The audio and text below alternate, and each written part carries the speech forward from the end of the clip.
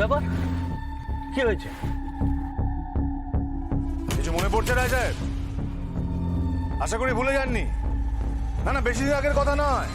হ্যাঁ, এখানে ও দাঁড়িয়ে অভিনয় হয়েছিল, মনে আছে তো? সেই একই পরিবেশ, একই জায়গা। ওরা আপনি একটা কেস দেন যাতে আর না বেড়াই আসতে পারে। এই ভুবনপুরের মান সম্মান সব মাটিতে ধুলোয় মিশে যাচ্ছে।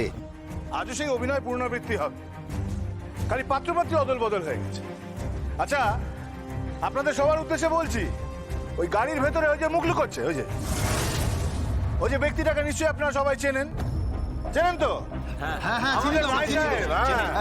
হ্যাঁ, আমাদের রায় সাহেব এই গ্রামের মাথা।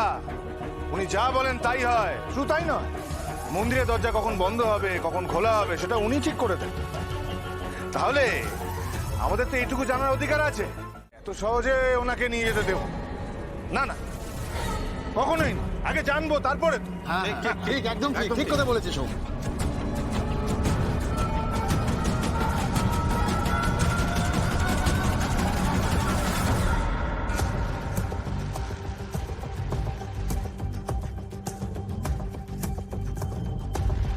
চুপ কর। কি ভেবেছিস আমার মেয়েকে ফুসলে নিয়ে গিয়ে আমার বিরুদ্ধে সাক্ষ্য নিয়ে বড় জেতান জিতে গেছো তুমি?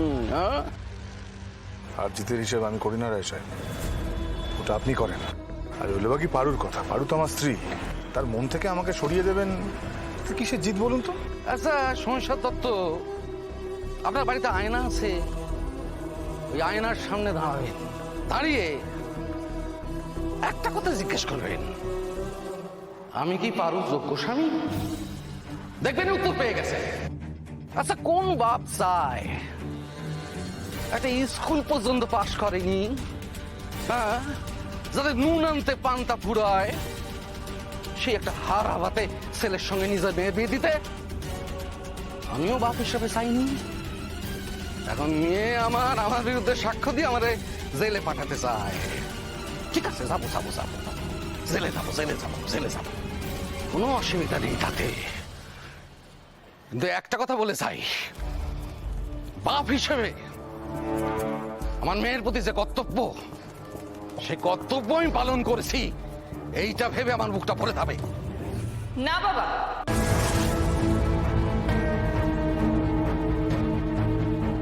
আমার ভালো চেয়ে তুমি কিচ্ছু করনি।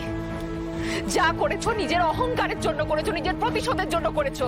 তুই চুপ কর, তোর সঙ্গে আমি আর কথা বলতে চাই না। আরে দূর, আপনি কি বলবেন? আপনার বলার মতো কোনো কথাই নেই। আপনি মেয়ের ভালো চেয়ে আমার পেছনে শত্রু লেলিয়ে দিয়েছিলেন, গুন্ডাদের লেলিয়ে দিয়েছিলেন যাতে আমাকে মেরে দেয়। আচ্ছা, কখন এটা ভেবে দেখেছেন আপনার এই পোষা গুন্ডা আমাকে মারতে গিয়ে বাড়ুর কোনো ক্ষতি হয়েছে তো আপনি কোনো জবাব দিতে পারতেন? কোনো জবাব দিতে? আপনি আদতে আমাদের ভালো চান না, আপনার মেয়ের আপনি ভালো চান না, সব বনিতা। অহংকার বজায় রাখার জন্য আপনি যা যা করার তাই করেছেন। ঠিক বলেছে বাড়ু, একদম ঠিক বলেছে। আপনার উপযুক্ত জায়গা হচ্ছে লোহার গার্ড, আপনি তার পেছনে গিয়ে থাকুন। শোন, এখনো পর্যন্ত এমন কোন গারদ তৈরি হয়নি যেখানে পার্থ সারথীর আইকাট করে রাখতে পারে। আজ নয় কাল আমি ফিরে আসবোই। বেশ, তখন আবার আমি আপনাকে গারদের পেছনে পাঠিয়ে দেব। আপনি জীবনে যা পাপ করেছেন সেই কেরোর কথা খুললে। পিসি, তুমি এসেছো? হ্যাঁ, এসেছো? তুই ডাকবি আর আমি আসবো না, সেটা হয় কখনো? কোনোদিনে হয়েছে? তুই খবর দিয়েছিলিস ওরে? হ্যাঁ বাবা, ওই যখন পুলিশ তোমাকে ধরে নিয়ে এলো তখন আমি পিসিকে ফোন করেছিলাম। বলো পিসি।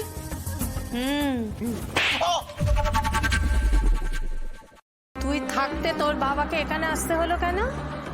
রায় পরিবারের ছেলে তো তুই, তোর শরীরে বসছে না সেই রক্ত, রায় পরিবারের রক্ত। তাহলে আমার দাদাকে কেন গড়াদের পেছনে দাঁড়াতে হচ্ছে কেন রে? ম্যাডাম, এটা থানা, এখানে আপনি কোনো রকম হিংসাত্মক ঘটনা করতে পারেন না।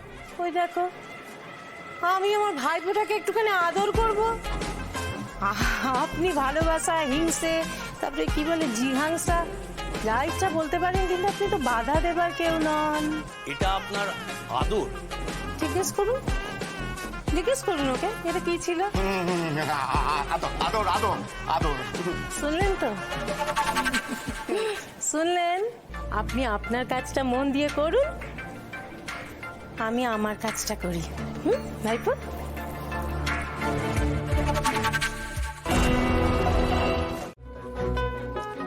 পার্বতী বলছি, দেখো না কেমন হয়েছে। মা নতুন ফোন তুমি নিলে? আরে না না, তোমাদের দাদামণির জন্য নিলাম। হ্যাঁ, এই ডাক ডাক ডাক। আরে ও দাদামণি, দাদামণি, আরে শিগগির এসো, কোথায় গেলে? আরে শিগগির এসো। যাই যাই। শোন না কি কি হচ্ছে? আরে দেখে যাও, পার্বতী দি তোমার জন্য নতুন গিফট এনেছে গো। হ্যাঁ হ্যাঁ, এসো এসো। এই নাও আমার নাও। ওরে বাবা, এ তো অনেক অনেক অনেক দামি। না না, এইসব আমি ব্যবহার করিনি কখনো, এ আমি পারবো না। আরে আমি শিখিয়ে দেবো, কিচ্ছু এমন হাতি ঘোড়া বিষয় নয়। যতই শেখাও, আমি পারবো না বলছি না। আরে শোন, শিখে যাবে, এমন কোনো বিষয় নয়, বলছি তো আমি শিখিয়ে দেবো। তাও আমি তো এগুলো কখনো আগে ব্যবহার করিনি। এই দেখো, তুমি যে ফোনটা ব্যবহার করতে, হ্যাঁ, সেটা কি তুমি জন্ম থেকে ব্যবহার করেছো? হ্যাঁ, সেটাও তো কোনো না কোনো একদিন প্রথমবার ব্যবহার করেছিলে। এটাও সেরকম, দেখবে একদিন ব্যবহার করতে করতে আস্তে আস্তে শিখে গেছো। এই ধরো, এই যে আমরা কলকাতায় গিয়ে যে আমরা হারিয়ে গেলাম, এত কাণ্ড হলো, তোমার কাছে যদি এরকম একটা ফোন থাকতো না, তুমি হারাতেই না, আমি লোকেশন দেখে তোমাকে ট্র্যাক করে নিতাম। হ্যাঁ, তাই নাকি? আরে সেটাই তো বলছি, তুমি দেখো না, শিখে যাবে তাদের, কি আর বিষয় এমন। বাহ, দারুণ ব্যাপার। না, আমার কাছে আমি ঠিক করেছি এবার থেকে তোমার এক দু কপি ছবি রেখে দেবো। মানে হ্যাঁ, যদি কখনো ওরকম হাড়ি টাড়ি যাই বা ভুবনপুরের বাইরে যাই, যদি কোনো সমস্যা হয় দেখিয়ে দেবো লোককে, যে দেখুন তো দেখেছেন কিনা। বাবা, অসাধারণ